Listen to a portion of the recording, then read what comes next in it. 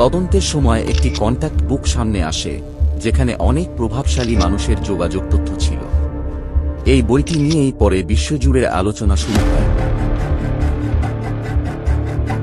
এপস্টিনের একটি ব্যক্তিগত দিক তদন্তের বড় অংশ হয়ে ওঠে।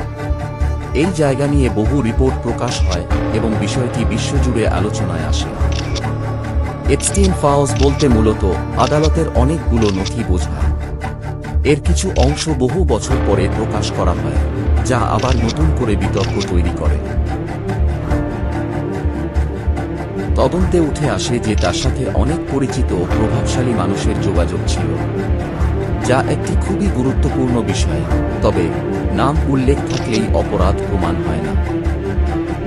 2008 সালের একটি আইনি সমঝোতা পরে অনেক সমালোচনার কারণ হয়। অনেকেই মনে করেন এই চুক্তি মামলাকে আরও জটিল করে তোলে।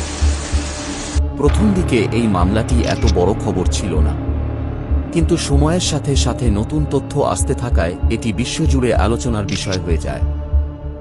অনেক নথি কয়েক বছর পরে প্রকাশ করা হয়। এই কারণেই মানুষ এখনও এপস্টিন ফাইলস নিয়ে নতুন তথ্য খোঁজে। এই মামলাটি শুধু একটি আইনি বিষয় নয়, এটি বিশ্বজুড়ে মানুষের কৌতূহলের বিষয় হয়ে দাঁড়িয়েছে। সবচেয়ে বড় প্রশ্নগুলোর একটি হল, এই মামলার পেছনে কি বড় কোনো নেটওয়ার্ক ছিল, এবং এই এপস্টিন ফাইলসের সব তথ্য কি পৃথিবীবাসী সত্যি কি জানতে পারবে? তাহলে দেখতে থাকুন।